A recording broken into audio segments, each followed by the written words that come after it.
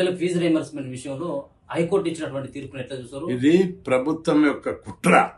ముఖ్యమంత్రి చాలా రోజులుగా ఉప ముఖ్యమంత్రి ముఖ్యమంత్రి కలిసి బీసీ ఎస్సీ ఎస్టీలు చదువుకోరాదన్న కుట్రతోటే ఫీజుల బకాయిలు పెట్టారు.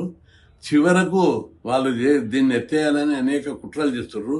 ఖబర్దార్ హెచ్చరిస్తున్నా, ఫీజుల రీయింబర్స్మెంట్ జీవోను కనుక పిల్లలు కట్టాలనే దాని మీద మీరు హైకోర్టులో కేసు వేసి రివ్యూ పిటిషన్ వేయకపోతే ఒక్క మంత్రి తిరిగాడు, ఒక్క ఎమ్మెల్యే తిరిగాడు, రాళ్లతోటి కొట్టిస్తానని చెప్పి హెచ్చరిస్తున్నారు. ఏం చదువుకుంటే కూడా వరవరా వీళ్ళు? ఎంత దుర్మార్గం! అరే ఇన్ని 3 ఏళ్ల నుంచి పైసలు కట్టకుండా ఎమ్మెల్యేలు ఎంపీలు కోట్ల రూపాయలు దోసుకుంటున్నారు ఈ రాష్ట్రంలో. బీసీ పిల్లలు చదువుకుంటే కూడా ఓర్వలేకపోతున్నారు. ఎంత దుర్మార్గం ఇది! ఎంత అన్యాయం! ఇది ఒట్టుకొచ్చింది. ఆ ఫీజు రీయింబర్స్మెంట్ 100 సార్లు ధర్నాలు చేశారు, చివరికి అమలు నిరోధించ చేశారు, అనేక పోరాటాలు చేశారు.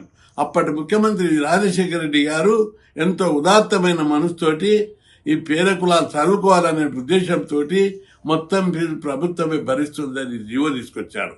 ముఖ్యమంత్రి గారు ఓర్వలేకపోతున్నారు.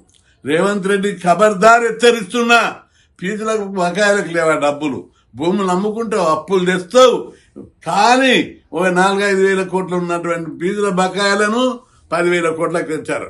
అన్ని అపోజిషన్ పార్టీలను కూడా హెచ్చరిస్తున్నా, మీరు అందరూ ఇటీవల అసెంబ్లీలో ఒక్క ప్రతిపక్ష పార్టీ ఫీజుల రీయింబర్స్మెంట్ మీద వాకౌట్ చేయలేదు, బైకాట్ చేయలేదు. ఎంత దుర్మార్గం! పార్టీలు అన్ని అమ్ముడు పోతున్నాయి, ప్రజా సంఘాలు అమ్ముడు పోతున్నాయి. బీసీ పిల్లలు చదువుకుంటుంటే వీళ్ళందరూ కూడా చాలా దుర్మార్గంగా చివరకు కోర్టులో ప్రభుత్వం సరైన వాదనను వినిపించక ప్రభుత్వ అడ్వకేట్ను ఇమ్మీడియట్ గా డిస్మిస్ చేయాలి. ఏం వాదించిండు అడ్వకేట్ జనరల్? ఏం వాదించిండు? ఫీజుల జీవో వచ్చినప్పుడు, దాని మీద చర్చకు వచ్చినప్పుడు మేము ప్రభుత్వం ఇస్తామని చెప్పి హామీ ఇవ్వాలి. జీవో ఉంది, జీవో నెంబర్ 50, జీవో నెంబరు 18 స్పష్టంగా జీవోలు ఉన్నాయి. ఆ జీవోలు ఉండగా ఎట్టి పరిస్థితుల్లో విద్యార్థుల దగ్గర వసూలు చేయొద్దని జీవోలు ఉంటుంటే వీళ్ళేమో తమాషా చేస్తున్నారు. దుర్మార్గులు! పేద కులాలు మీరే ముఖ్యమంత్రులు, మీరే ఎమ్మెల్యేలు, మీరే చైర్మన్లు, మీకే ఆ కాలేజీలు, అన్ని దుర్మార్గులు. మా పేద కులాలు చదువుకుంటే కూడా ఓర్వలేకపోతున్నారు. కడుపు రగులుతుంది. ఇది ఒట్టికొచ్చిన స్కీమ్ కాదు, ఎన్నో ఉద్యమాలు చేస్తే సాధించిన స్కీము. ఈ స్కీమ్ సాధించిన తర్వాత పేద కులాలు చదువుకుంటున్నాయి. ఈరోజు దీని ప్రభావం వల్ల పేద కులాలు చదువుకోవడం వల్ల ఈరోజు మన రాష్ట్రంలో సమాజంలో విప్లవాత్మకమైనటువంటి మార్పు వచ్చింది. ఆ మార్పు చూసి భరించలేకపోతున్నారు. మొన్నసారి రెడ్డి సంఘం వాళ్ళు, వెలమ సంఘం వాళ్ళు, అన్ని కుల సంఘాలు తోటి మాట్లాడుతూ మంత్రులే మాట్లాడుతున్నాయా, అయ్యా ప్రతి ఒక్కరు చదువుకుంటే లేబర్ పని ఎవరు దొరుకుతారయ్యా? ఈ కృష్ణయ్యకి ఏం పని లేదు.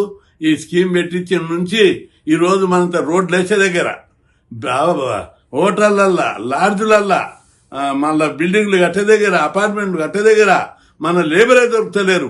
2 ఏళ్ల దాకా మన లేబరే ఉండే. ఈ మధ్య ఈ ఫీజు రీయింబర్స్మెంట్ ప్రభావం వల్ల లేబర్ దొరకలేదు.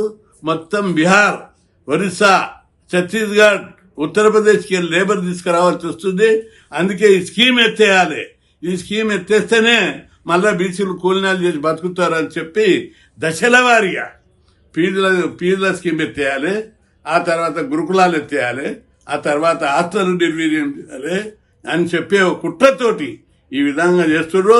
ఈ వైఖరి మార్చుకోకపోతే తప్పనిసరి పెద్ద ఎత్తున విప్లవం వస్తుందని చెప్పి హెచ్చరిస్తున్నారు. ఇంజనీరింగ్ కాలేజీలకి 7,500 కోట్ల రూపాయలు 4 ఏళ్ళుగా పెండింగ్ లో ఉన్నాయి. అవును, అట్లాంటిది కేవలం 600 కోట్ల రూపాయలు మాత్రమే చెల్లించింది. దీన్ని ఎట్లా అర్థం చేస్తున్నారు? అంటే ఉద్దేశపూర్వకంగా ప్రభుత్వం, రాష్ట్ర ప్రభుత్వం, ముఖ్యమంత్రి, ఉప ముఖ్యమంత్రి, అందరి మంత్రులు అత్యంత దుర్మార్గంగా ఫీజులకు బడ్జెట్ లేదా, వీళ్ళు కుంభకోణాలు చేయడానికి ఏం బడ్జెట్ ఉంటుంది? మన మూసి సుందరీకరణకు 150,000 కోట్లకు బడ్జెట్ ఉంటుంది, 4th సిటీకి బడ్జెట్ ఉంటుంది, ఫ్లైఓవర్లు కట్టనీకే బడ్జెట్ ఉంటుంది, ఫ్లైట్ కొననీకే బడ్జెట్ ఉంటుంది, మంత్రులకు విమానంలో తిరగనీకే బడ్జెట్ ఉంటుంది, ప్రతిదానికి బడ్జెట్ ఉంటుంది. రెండవది, ముఖ్యమంత్రి ఒకటి కొత్త ఇంటిగ్రేటెడ్ స్కూల్ అని పెట్టాడు. దానికి 10,000 కోట్ల బడ్జెట్ లేనే లేదు. బడ్జెట్ ఎక్కడికి వెళ్ళి తెస్తావు? ఈ బడ్జెట్ మీ ఇళ్లకి వెళ్ళి తెస్తారా? నెలకు 200 కోట్లు ఇచ్చిన అయిపోతుంది. దీన్ని ఇట్లా కాకుండా తెలివిగా, కుట్రపూరితంగా అందరూ తెలివిగా ఆలోచించి డైరెక్ట్ గా ఈ స్కీమ్ని తీసేస్తే పెద్ద ఎత్తున గొడవ అవుతుంది. ఎమ్మెల్యేలను మంత్రులను రాళ్లతోటి కొడతారు ప్రజలనే ఉద్దేశంతో దీన్ని కోర్టులో వీళ్ళే కేసు చేపించి పైసలు పిల్లల దగ్గర వసూలు చేస్తారు. మీరు జీవో తీయలేదా? సిగ్గు లేదా? ఈ ప్రభుత్వానికి జీవోలు ఉన్నాయి, అన్నిటికీ బడ్జెట్ ఉంది, ఫీజుల రియంబర్స్మెంట్ కు బడ్జెట్ ఉండదా? ఒక్క మంత్రి దగ్గర ఉన్న కోట్ల రూపాయల కుంభకోణాలు. పోలీస్ శాఖను, రెవెన్యూ శాఖను నిర్వీర్యం చేశారు. కేంద్ర ప్రభుత్వం జోక్యం చేసుకోవాలి. ప్రభుత్వం దివాలా తీసింది, అవినీతికి పాల్పడుతుంది.